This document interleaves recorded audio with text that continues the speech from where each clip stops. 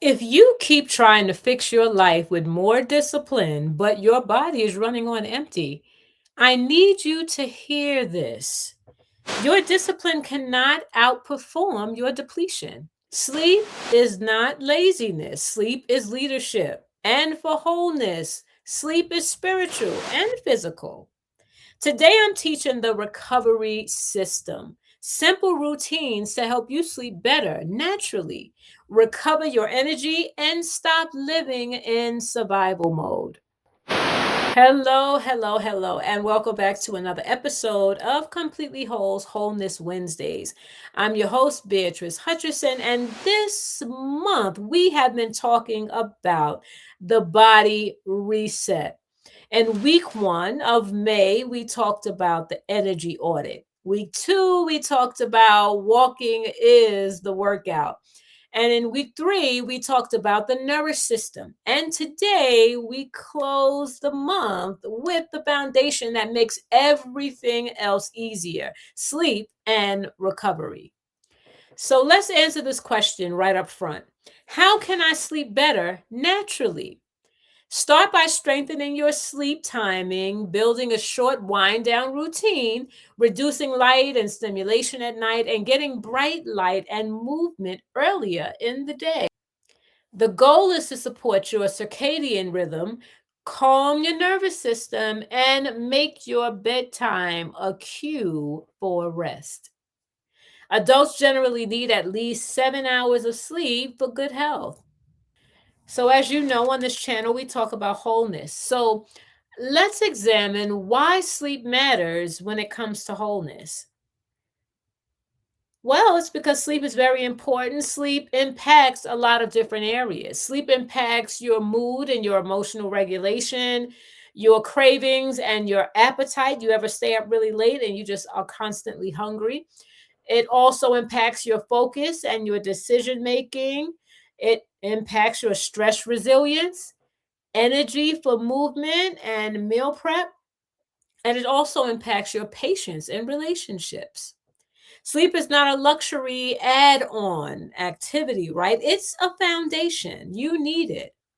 Research reviews describe that sleep deprivation can increase emotional reactivity, including amplified amygdala response, making emotions harder to regulate.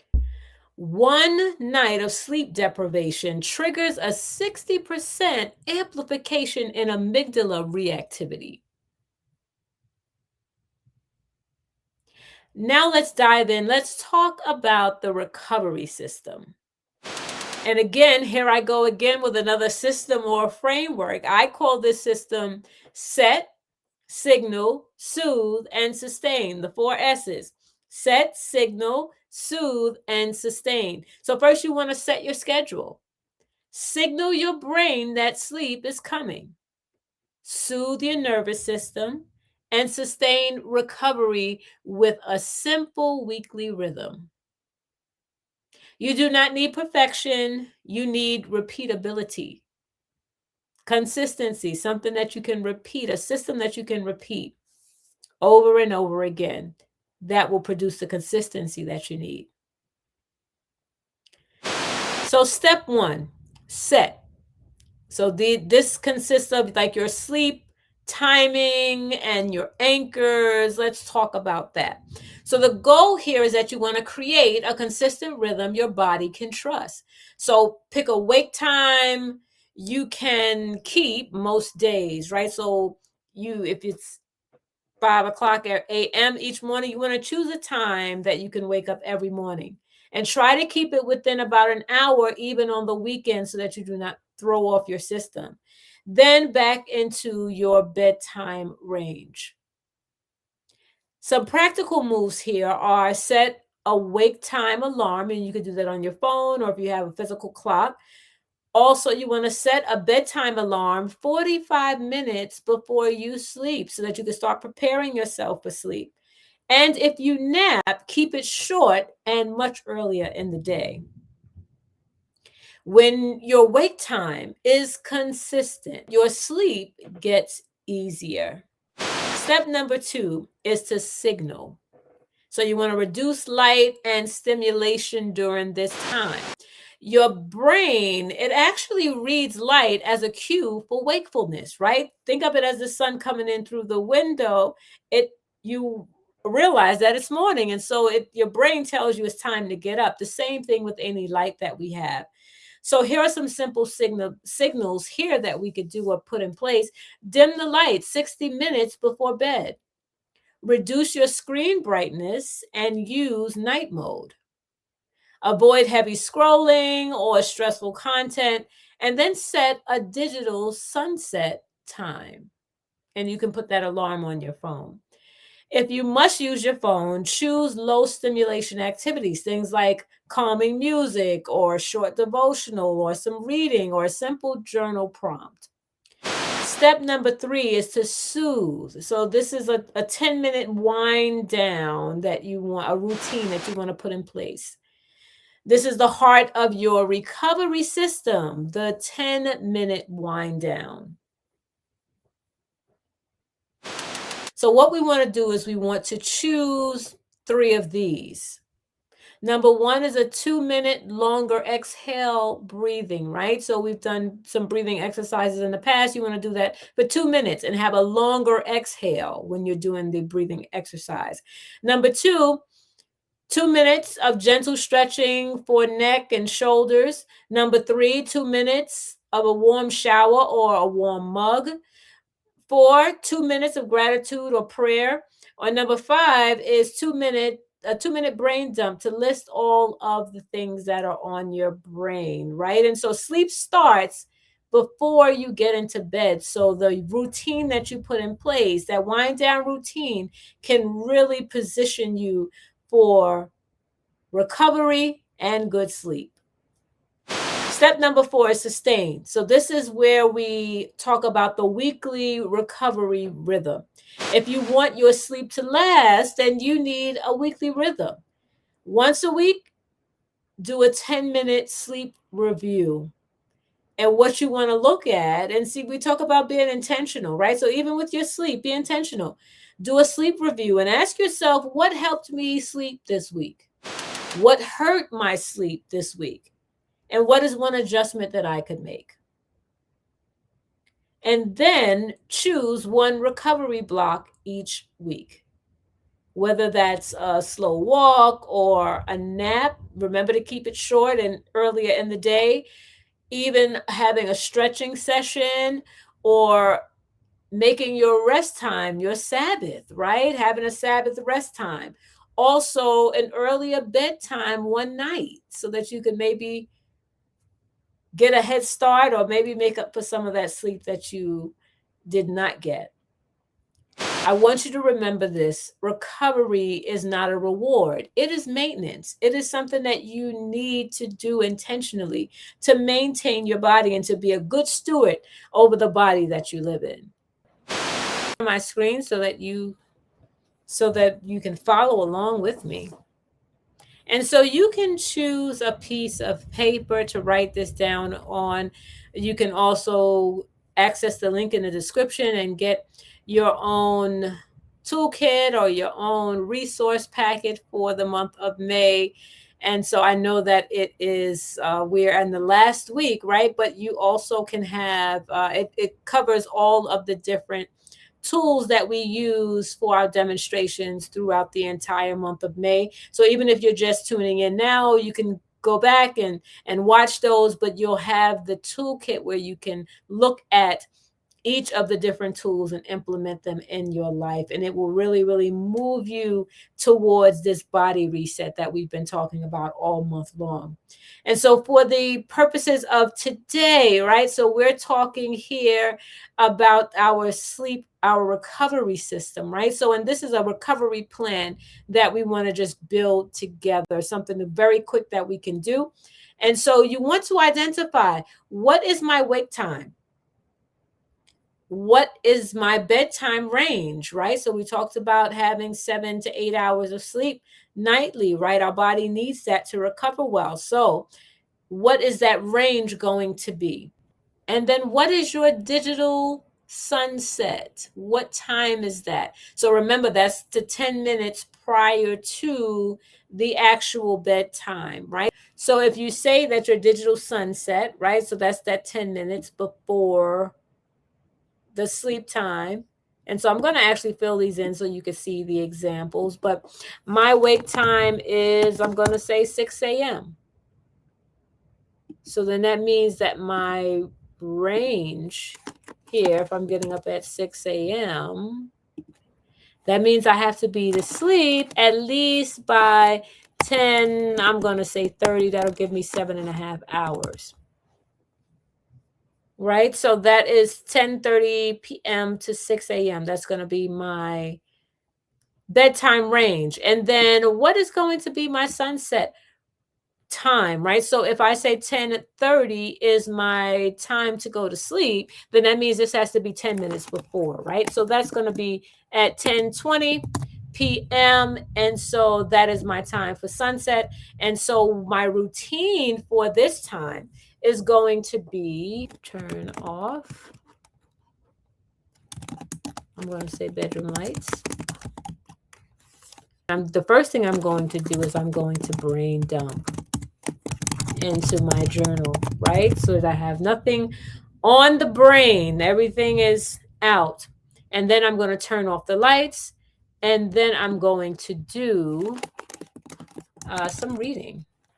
And if I read, usually I'll read on the Kindle app, right? So I'll read with reduced light. I'm going to say reduced light because if I'm on a device, I need the reduced light.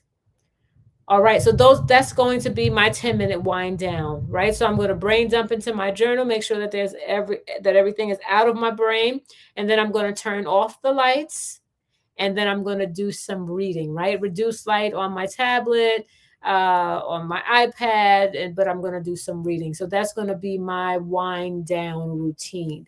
And so you would choose whatever would work for you, right? So you want to put in your wake time and your bedtime range, and then your digital sunset, right? And then what are the steps of your 10-minute wind down routine, right? So you want to put that in. And then my one sleep adjustment this week is,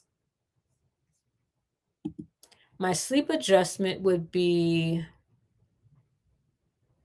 I'm going to say, drink a warm cup of herbal tea before bed. Yes, that works. And then, so that can be one adjustment, and that may differ from week to week, right? If the warm tea, or I put that in as my example, but if that works for me, right? Maybe some chamomile, something really nice and soothing before I go to bed, even some lavender.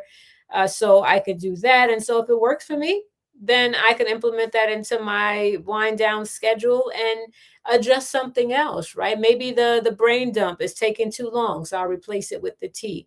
So we really can adjust it however we need to based on what works for us. But we really want to be intentional about enhancing our sleep time so that the body has the time that it needs to recover well.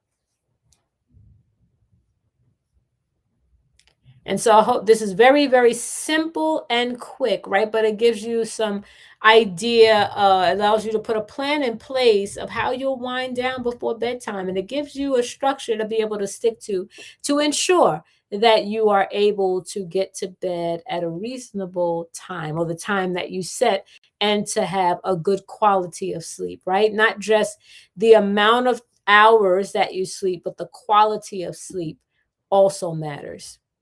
I'm going to ask you to do something for me. If you can comment sleep reset and tell me what your digital sunset is going to be. What time is it going to be?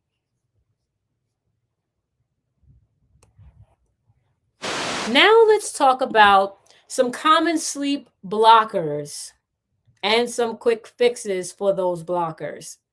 So if your mind races, keep a notebook by your bed. Write the thought down. Tell yourself, I will handle it in the morning, right? I'll handle this tomorrow. Not important for me to handle right now. I'll do it tomorrow. I'll do it in the morning.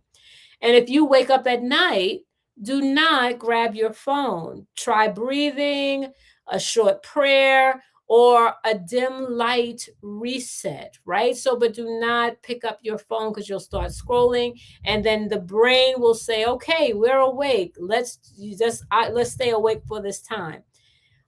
Another blocker is if you cannot fall asleep, get up after 20 to 30 minutes and do something calm under a dim light, and then come back to bed.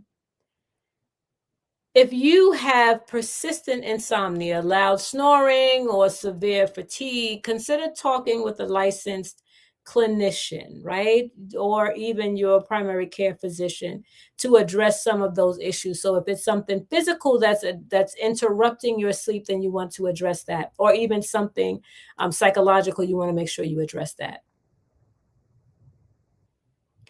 And so I alluded to this earlier. If you would like to have this laid out for you, I did create what I call it is the May Body Reset toolkit, but the last part of it is the sleep reset. And so that's what we talked about today. So it includes like a 10-minute wind down, what we talked about today, our digital reset plan, a 7-day sleep reset checklist, and a simple sleep tracker, among some other things. So, just a few tools there to give you so that you will have to use and implement right away so that you can get your sleep on track because it's important. Your body needs it. It cannot rejuvenate, it cannot replenish itself if it does not get what it needs.